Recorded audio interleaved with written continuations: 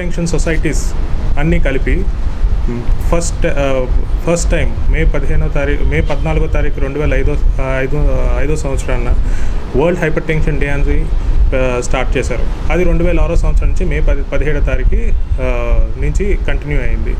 ఈ hyper tension day అన్నది start చేయడానికి కారణం ఏమిటంటే, ప్రస్తుతానికి ప్రపంచంలో గత 3 డెకేడ్ల నుంచి హైపర్ టెన్షన్ అన్నది, అంటే హయ్యర్ బీపీ అన్నది బాగా ఎక్కువగా పెరిగింది.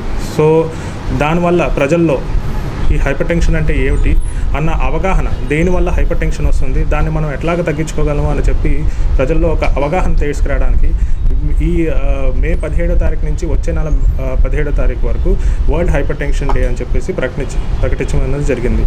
ఈ హైపర్ టెన్షన్ డే మంత్ అన్న దీంట్లో అన్ని హాస్పిటల్స్కి, వైజాగ్లోనే కాదు ప్రపంచంలో ఉన్న అన్ని హాస్పిటల్స్ మీటింగ్స్ కండక్ట్ చేసి ప్రజలకి హైపర్ టెన్షన్ అంటే ఏంటి, దానివల్ల వచ్చే ప్రాబ్లమ్స్ ఏమిటి, అది ఎందువల్ల వస్తుంది, ఎందువల్ల ఈ హైపర్ టెన్షన్ అన్నది యంగర్ జనరేషన్లోని ఎక్కువగా పెరుగుతుంది. మోస్ట్లీ సౌత్ ఈస్ట్ ఏషియన్ కంట్రీస్లో యంగర్ జనరేషన్కి hyper tension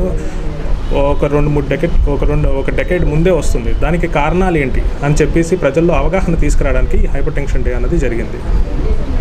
so main hyper tension మన సౌత్ ఈస్ట్ ఏషియన్ కంట్రీస్లో బాగా ఒక డెకేడ్ ముందు రావడానికి కారణాలు ఏమిటి, ఎందుకంటే మన యంగర్ జనరేషన్లో ఒత్తిడి, ఎందుకంటే ప్రతి దాంట్లోని ఒత్తిడే మనకి, చదువులో ఒత్తిడి, ఉద్యోగంలో ఒత్తిడి, వీటి వల్ల బాగా, అలాగే తిండి విషయాల్లో కూడా సౌత్ ఈస్ట్ ఏషియన్ కంట్రీస్లోని బాగా స్పైసీ ఫుడ్, జంక్ ఫుడ్ తినడానికి అలవాటు పడిపోవడం వల్ల ఇవన్నీ హైపర్ టెన్షన్ అన్నది స్టార్ట్ అవుతుంది. హైపర్ టెన్షన్ అంటే ఏమీ లేదు, బీపీ అన్నది ప్రతి మనిషికి ఉన్నదే, నార్మల్ బీపీ 120/70 అన్నది. కానీ ఎప్పుడైతే ఈ బీపీ నార్మల్ బీపీ అధిగమిస్తుందో 120/70 కంటే ఎక్కువగా 130, 140/90, 140/90 వెళ్తుందో దాన్ని హయ్యర్ బీపీ అంటారు.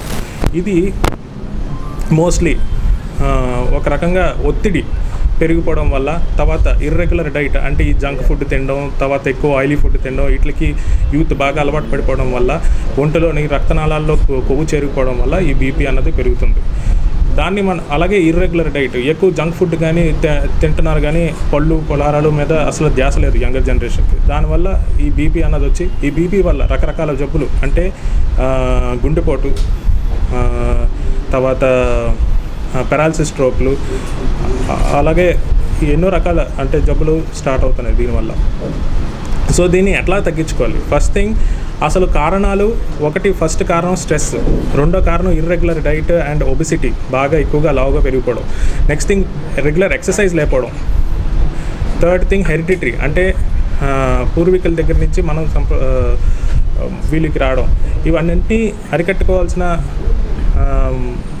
బాధ్యత మనకి ఎంతో ఉంది. ఎందుకంటే ఫస్ట్ థింగ్, బీపీ వచ్చిన తర్వాత మెడికేషన్స్ వాడి తగ్గించుకోవడం అన్నది వేరే విషయం, బీపీ రాకుండా జాగ్రత్త పడడం అన్నది మెయిన్ విషయం. ఒకసారి బీపీ బాడీలోకి ఎంటర్ అయిన తర్వాత అది తగ్గే ప్రసక్తే లేదు. కంటిన్యూస్గా మీరు మందులు వాడుతూనే ఉండాలి.